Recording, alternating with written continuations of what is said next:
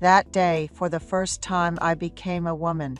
A sensation that I had never felt from my husband awakened. And it was so strange to be able to feel this way. When we were alone, I asked my son-in-law to call me by my name. Like and subscribe, please. Come quickly and eat. I always call my son-in-law in a pleasant voice. I have many wrinkles and sagging skin on my face, but I try to look pretty as a woman. It might seem absurd, but I want to do that. I am over the age of 60.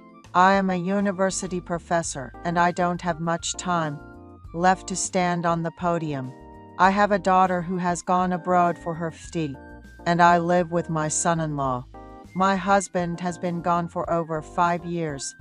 My husband was a very weak person, so he didn't come to my room at night a few times a year. I didn't have any complaints because I didn't have any desire for my husband. My husband and I used separate rooms. For 10 years before my husband went to heaven, he never came to my room at night. But I had no complaints. I just thought everyone lived like that. My son-in-law is handsome and has a good figure. He is tall and muscular. He is a good student and writes several papers a year. But I don't know how he finds time to exercise. I've known my son-in-law since he was young. He is the son of my colleague and friend. So my daughter and son-in-law saw each other from time to time from an early age, and they continued to meet as adults and eventually got married. My son-in-law is a person who treats my strong-willed daughter very kindly.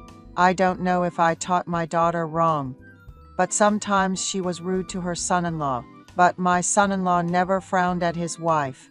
We live in a spacious two-story house, where I lived with my husband, with my daughter and son-in-law, living on the first floor, and we lived on the second floor. When my daughter got married and started living on the first floor, we made a separate entrance on the second floor. It was to respect the privacy of my daughter's family. After our daughter went abroad to study, my son-in-law and I lived in the same house but on different floors, which allowed us to maintain our privacy. A few months ago, something happened that shook our peaceful routine.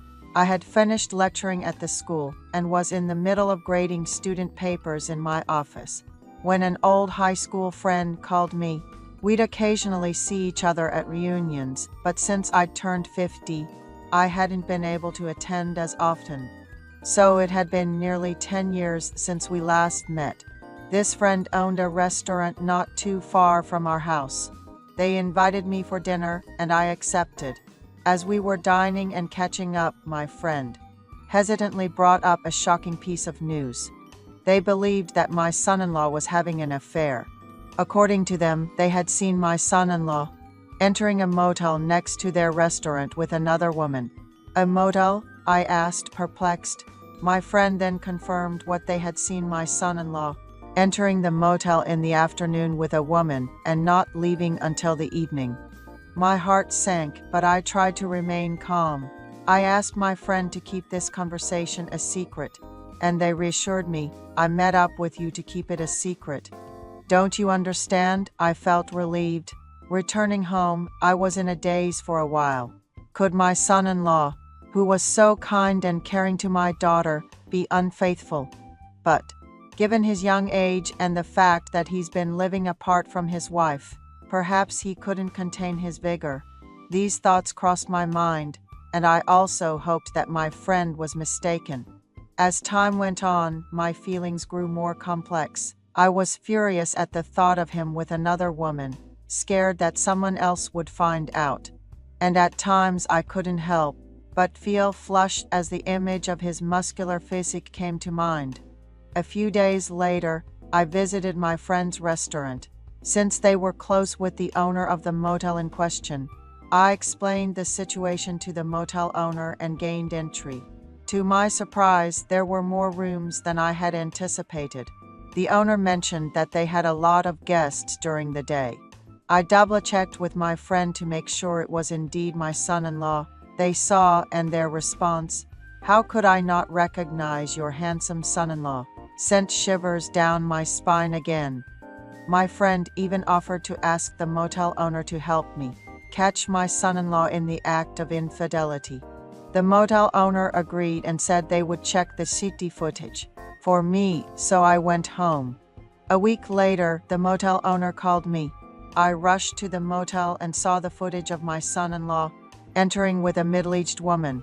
My hands shook, unsure of what to do next. That evening, I sat down for dinner with my son-in-law, who was as handsome as a movie star, and I studied his face intently. He seemed uncomfortable under my gaze. I asked him directly if he had ever been to that motel. He was visibly startled and unable to respond. "It's all right. You can tell me," I encouraged. He nodded in admission, though I trembled with a sense of betrayal. I maintained my composure and said, "The woman you entered the motel with looked to be of considerable age." My son-in-law hung his head. I told him that I needed time to think and said nothing more, waiting. After a long pause, he lifted his head and shared something astonishing. He confessed to having a fantasy about older women, as old as his mother, since he was young, and the most beautiful of his mother's friends had always been me. He even suggested that this might be why he married my daughter. I was stunned. Then he revealed more. He had met a middle-aged woman who resembled me, and they had been visiting the motel together. I apologized to my son-in-law. Words of remorse spilled out without thought. I told him I understood that such thoughts could be overwhelming during the prime of his life. He then made a surprising proposal. If he ceased seeing that woman, could I become his lover?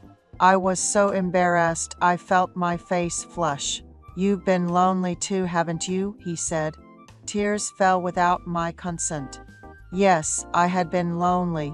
Throughout my marriage, I rarely felt loved by my husband as a woman. I had lived as a wife, a mother, a professor. That was the entirety of my life. I had never really felt loved as a woman, and had convinced myself that it wasn't important in life. He told me, "If it's the right path for both of us, it doesn't matter if others are unaware." Then my son-in-law took my hands as I wept. I lifted my head to meet his eyes and nodded. Holding his hand, I led him to my room. We made love. It wasn't until dawn that my son-in-law let me go. Catching my breath, I told my son-in-law that he must stop seeing her. He nodded as if it was obvious. He suggested that until his wife returned, we should continue as lovers. I nodded too. When I mentioned feeling too old, he assured me, "You are the woman of my fantasies," thanking me profoundly. That night, I truly became a woman. I awakened to sensations I had never felt with my husband, and the newness of these feelings was astonishing. I asked my son-in-law to call me by my first name when we were alone, but he refused. He insisted on calling me Mom and wanted me to call him Son. Although it was strange, I nodded without words. "Son, will you make Mom happy today?" I had asked this of my son-in-law, and he said it filled him with joy. He professed his love for me, saying I was precious. At home, he stuck by my side, even following me to the bathroom and watching over me as I showered. Initially, I was embarrassed, but I grew accustomed to it, and that embarrassment turned into a different kind of excitement. We lived like a young couple. Embarrassing as it was, I did everything my son-in-law asked. He found my shyness endearing. Sometimes I wondered, what am I doing at this age? But I tried to push those thoughts aside. Once, I asked what would happen when my daughter returned. I was trembling, scared that he might want to end our relationship, but he said he wished to maintain it forever. I am incredibly happy, though I feel sorry for my daughter. I rationalized that I prevented her family from breaking apart due to my son-in-law's potential infidelity. Society might condemn us if they knew, burying us in scandal. Yet, it seems neither of us can stop.